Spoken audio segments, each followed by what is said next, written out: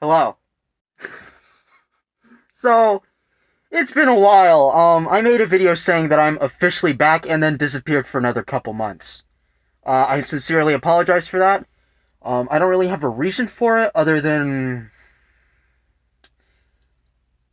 I was playing Bloodborne. Nope, that's the entire reason. Because school's out, so that's not a problem. It's just Bloodborne. So, you can blame From Software for, your favorite your favorite YouTuber disappearing off the planet Earth for 4 months. No, not even 4 months. What was it, like a month? I don't fucking know how long it was, but it was a while. Couple things I want to get into before the video starts. Where do I start? First of all, this video is sponsored by me. I'm sponsoring my own video because nobody likes me enough to sponsor my fucking videos. Everybody hates me. Which is pretty understandable, actually. Also, I hit 40 subscribers. Fucking awesome. I can't believe that. That is amazing. Is 40 a big number? No, but it's a big number to me, because I started with, like, 2 or 3. So, I'm pretty impressed with myself. And also, I'd like to say that this video is dedicated to Technoblade. I'm not going to get into how sad I am about it. Trust me, I am. But getting really into detail about it is not what he would have wanted. So, this one's for you, man. So yeah, without any further ado, let's get into the video.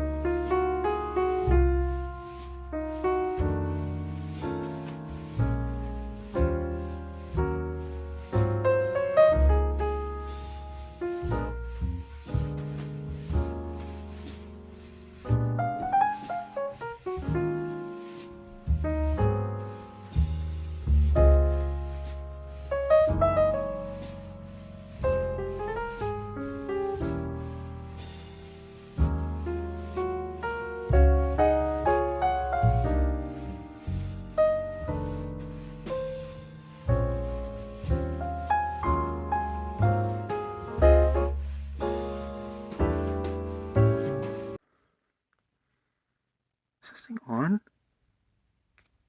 I guess we'll find out. How's it going, How's it going, everybody? It's been a couple months. I've been kind of distracted trying to get my life together, sort of. And also, my parents, like, kind of hate me now, because I turned 16, which means that, I need to, have this thing called money, so that I can leave their damn house and stop eating their pets. It's fucking weird. I don't know what the hell they're talking about. Anyway, today we're going to be reviewing Umbrella Academy. Not the show. Not the fucking show. The comic. Because I haven't seen the show.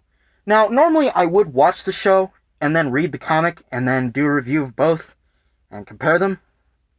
But I was eating dinner and I got into the mood of making a video just like that, and I didn't feel like sitting down and watching 3 seasons of a TV show just to make this video, so we're going to stick with the comic. It's written by Gerard Way, which actually surprises me. I didn't know that he did comics for the longest time. You'd think that me, the biggest comic book nerd that you'll probably ever meet, would know that Gerard Way, of all people, has made comics. And if you don't know who Gerard Way is, sincerely, fuck you. I'm just kidding. Gerard Way is the lead singer of My Chemical Romance. You don't know who My Chemical Romance is? honestly. This fucking guy, I swear. My Chemical Romance is what I would call a sort of emo band. They I don't actually know how to describe the genre of the music they make. I would boil it down to emo, basically. But not like Nirvana emo, like Scott Pilgrim emo, if that makes any sense to any of you people. You don't know what Scott Pilgrim is? Just hold all your fucking questions till the end of the lesson. Good lord. Anyway, this is a funny comic. And we're going to start out by reviewing Volume 1. Why am I reviewing them one volume at a time? Well, it's because each volume actually feels like its own story, sort of, in a way. They are connected by the characters, and, like, events do set up, like, past events do set up future events, but I would still call them, like, each their own thing. But anyway, on to the review. It's fucking peach, like, stuck in my braces. It's fucking annoying, dude.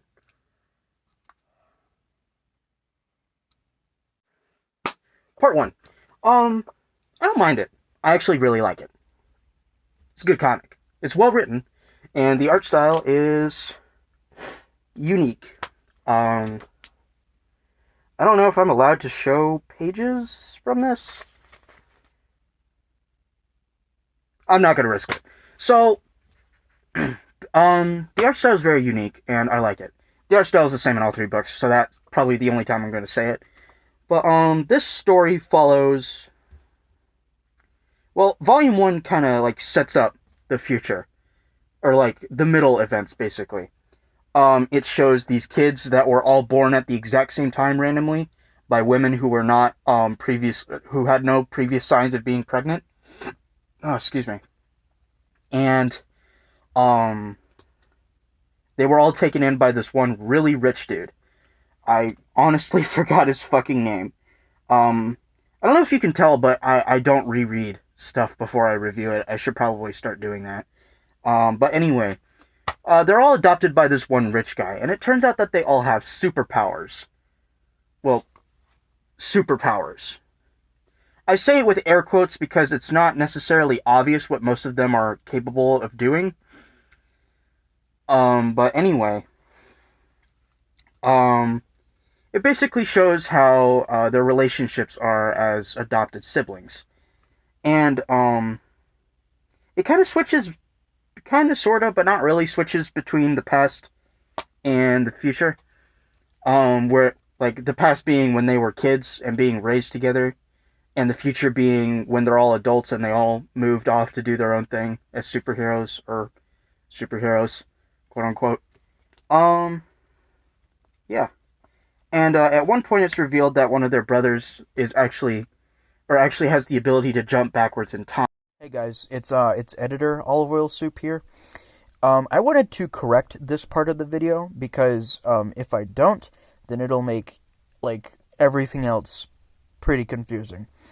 So, I said that he can jump backwards in time, but he can't jump forwards in time. I got it the wrong way around. He can only jump forwards in time, but can't jump backwards in time. And also, I forgot to explain why he was in the future. Basically, he's in the future because he and, the rich guy, which is basically, his dad, and all the other kids' dad, he and his dad got in a fight. And so, to run away, he went all the way to the far future, where the world is ending. And so he has to go back in time to the present to warn everybody. Hopefully that makes it easier to understand. Time a little bit. And he comes back to the future. Back to the Future. It's like that one movie that George Orwell made. In 1984, that is. He comes back to the future where they're all adults and tells them that there's actually Armageddon about to happen. And they basically have to figure out, like, what causes this Armageddon so that they can fix it.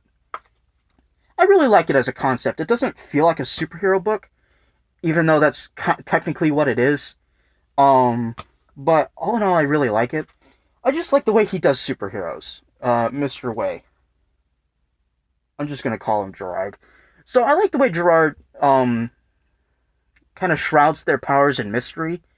It's it's creative, I'll say that much, because like in something like Spider-Man, it feels like his powers are half of who he is. But in Umbrella Academy, it feels when you don't know what their powers are, it kind of makes them more interesting, and it also puts more emphasis on who they are as people and not who they are as superheroes. And I really like that. It's a very creative take. I like it a lot. It's a good one. Uh, on to volume 2. I know you can't tell, but I have a big old smile on my face.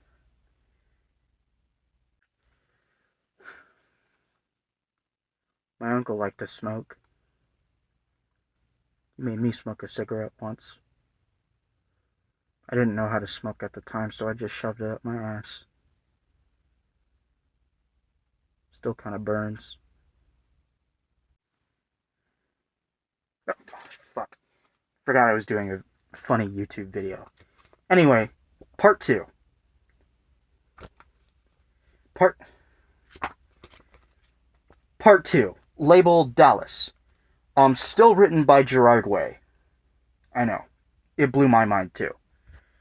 Anyway, this part kind of tells us that while number 5 was trying to get back in time, he was actually stopped by these essentially time police. That's basically what they are. Think kind of like the time enforcement people from Gravity Falls. It's kind of like that, but like cooler in a sort of way. But they basically have the same exact task. They both have to go back in time or forward in time to make sure that there are no anomalies and to make sure that everything plays out how it's supposed to.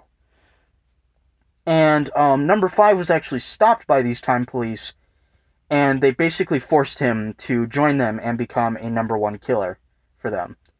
Or assassin, you know, and they would have, he would have, they would, he, I'm gonna sob. They would have number 5 basically do what any. I'm actually getting mad right now. They would have number 5 do what any of the other agents that worked for them would, which is solve anomalies, which is kind of ironic because he was about to go back in time and cause one. You know, stopping the end of the world and all that. Anyway, I really like this one because it introduces my 2 favorite characters in the entire series. I forgot one of their names, and I don't know which one this is, but his name is Cha-Cha. Actually, I think both of their names are in the back of this book. Hold on, give me a second. Cha-Cha and Hazel. That's their names. It introduces my 2 favorite characters in the entire series, Cha-Cha and Hazel. I don't remember which of them is which, but if you've seen the show, it's the guys with the blue bear mask and the red dog mask or the pink dog mask. I think it's a bear in the show actually, and I think one of them's a girl in the show too. So I probably made it way more confusing for those of you who've seen the show. But either way, these 2 characters and the fishbowl guy. There's like a character he looks normal from the neck down, but the neck up, he's got like a little robotic part here where his neck should be, and then his entire head is just a fishbowl with a funny little bowler hat on top. Those 3 are my favorite characters, and this volume introduces all 3 of them. Excuse me. And I love all of them based purely on design. Although I do like the way that Cha-Cha and Hazel interact, and they also work as really good villains. And the kind of villain I like are villains that I hate, but I also get really excited when they're on screen, if that makes any sense. And I feel like Cha-Cha and Hazel perfectly embody that type of villain, where, you know, I was excited every time they were on screen, but at the same time, I just don't like them, because they make me uncomfortable. Which is what a villain should do, if you ask me. All in all, I really like this book. It's my favorite book, because it has my favorite characters in it.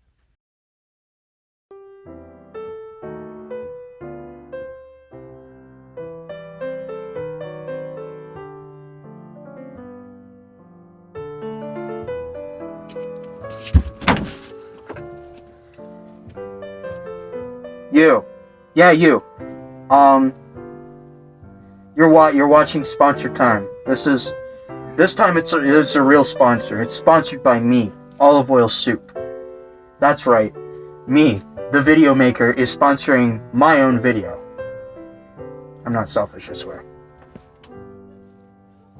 Have you ever wanted a picture of an oddly specific thing, but you have a lack of skill in making it yourself? I'm just kidding. I'm sure all of you are talented people. But let's say that you don't want to do it yourself.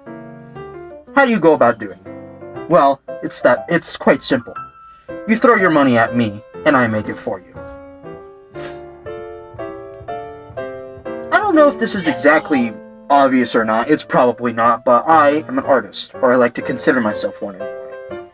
I like to draw in my own free time sometimes, and I am drawing and writing my own webcomic. So I have some skill when it comes to drawing. Well, no, I like to say I have a lot of skill. But anyway, I'm opening commissions. And commissions can range from a lot of different things. I'm working on pricing for prints, but currently I have set in stone prices for business logos, or like a sketch, or like line art with color, with or without color even. And I'll even make like a phone background. I have a set in stone price for that. And I have lots of plans for the future, like t-shirts and stickers and buttons and all that jazz. But for now, we're gonna stick with prints, commissions, and logos, and of course, wallpapers. If any of that sounds interesting to you, then I'll give you a link to my portfolio and any information that you need as far as commissions go. It'll be linked down in the description of this video. Support is hugely appreciated. As I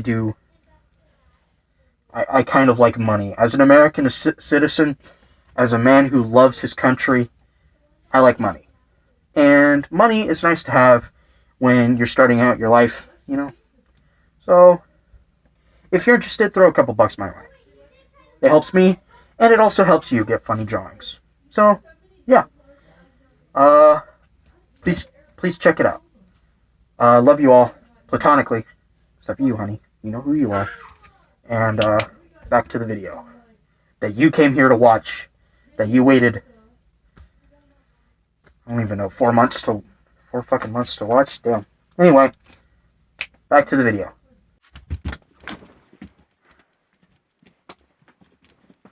Part 3,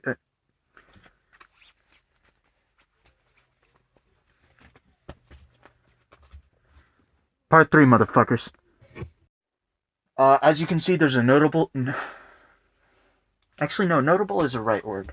There is a notable change in the lighting. It's because I had to record the rest of this video the next day because my pussy stank. I wish I was joking. But also because I was fucking tired, and I had a significant other to call. I say air quotes. I actually know why I did that. I think I'm fucking stupid or something. I don't know. Part 3.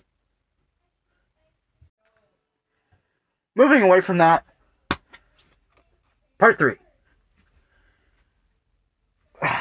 What can I say about this? It's Hotel Oblivion.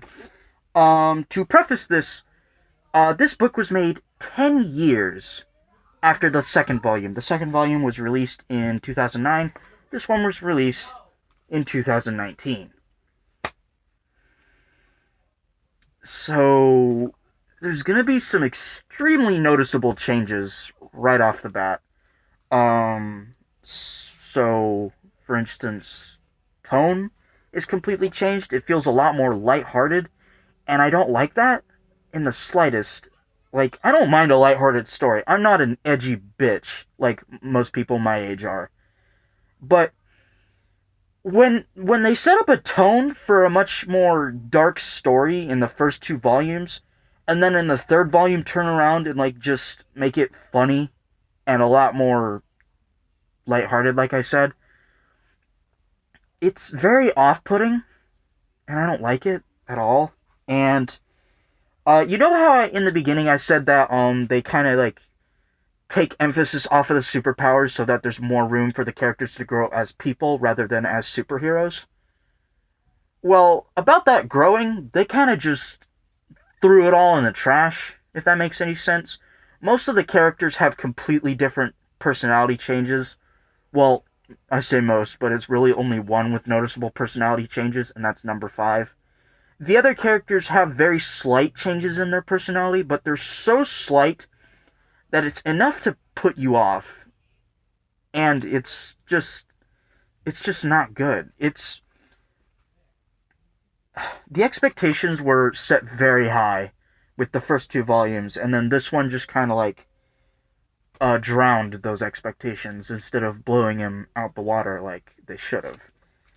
And you know, I'm not hating on Gerard Way for doing this, because I am aware that he is very famous for taking year-long breaks. Well, not just a year, 10 years. And he did the same thing with My Chemical Romance. I think it was actually longer for the band. But anyway, I'm not going to blame him because I know what it's like to take a break.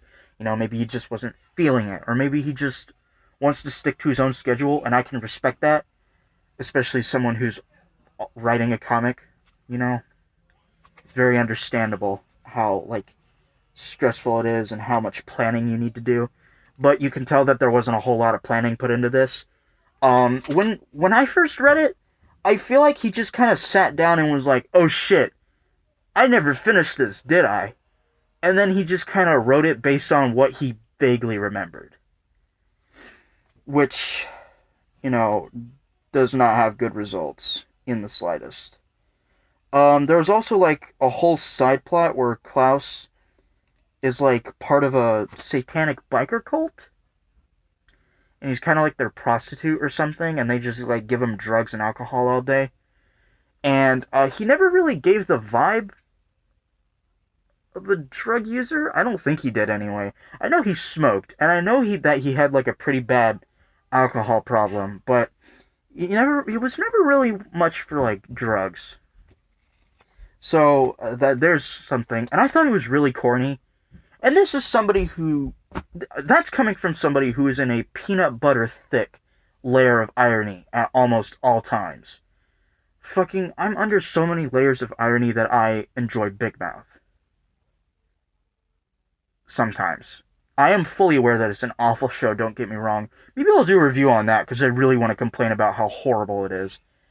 But anyway, to somebody who gets enjoyment out of corniness, whether it's ironically or not, anytime this book tried to be endearing and funny, it just didn't work. It was just not funny at all. And, it's just cheesy. I don't like it. And I like cheesy. But the problem, like I said before, the problem is the tonal shift. It went from something, you know, kind of dark and professional to something the complete opposite. You know? And you can't really do that when you're in the middle of a story. It's kind of like, what's a good example to get you thinking? It's kind of like if like in Bloodborne, when you were fighting enemies, and then if you defeated Ron the Vacuous Spider, instead of the blood moon coming, it's the sun. And then, like, flowers grow and the enemies are neutral all of a sudden. And then it becomes a farming game. That's kind of how I felt reading this. You know? Like, however what I just described to you made you feel, that's how this made me feel. So, yeah. All in all, how long is this clip? 5 minutes. Okay, I gotta wrap this up. So, all in all, I'd give it, like, an 8.5 out of 10. But that's only, like, between the first 2 books. Actually, no, I'd give the first 2 books, like, a 9 out of 10. And the third book, like, the third book on its own gets, like, a 4 out of 10. But the third book incorporated with the other 2 would put the whole series at, like, a 7 for me. A 6 or 7 for me. And, yeah. If you want to read it, I bought it in this little box thing. It's not sponsored, by the way. If you want, you can get this, but I would highly suggest just getting the first two and leaving it there unless you really want closure that badly. That's really the only reason to read this. Closure. But even then, I wouldn't say that it gives you closure. Because... Oh, no, because it ends on a cliffhanger. I forgot to mention that.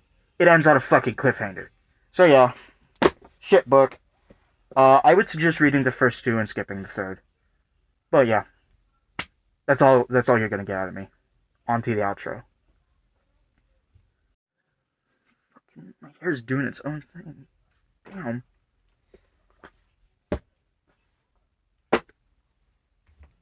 Right. Like I said, this video is sponsored by myself. If you're interested in art commissions, I have a link tree that should be down in the video description below. That will have my Google Sites on it. It has my portfolio, and it has any information that you need to know about commissions. And this video is made in the memory of Technoblade. May he rest in peace. Fucking, if you don't know who he is, or was, he's a legend. He entertained me for the longest time. Well, I didn't know him for very long, but I'll repeat what I said in my tweet about it. I didn't know his content for very long, but I enjoyed every second that I did know his content. And, you know,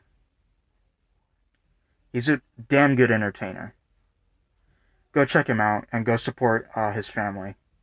I don't know if they need it or not, but if they do, obviously go support them. Fuck cancer. It's a bitch and a half. But I'm not gonna dwell on it too much because that's not what he would have wanted. So yeah. If you feel like it, feel free to like and subscribe and follow me on Twitter and all that jazz, but only if you feel like it, because I don't like being a sellout. Do it if you want.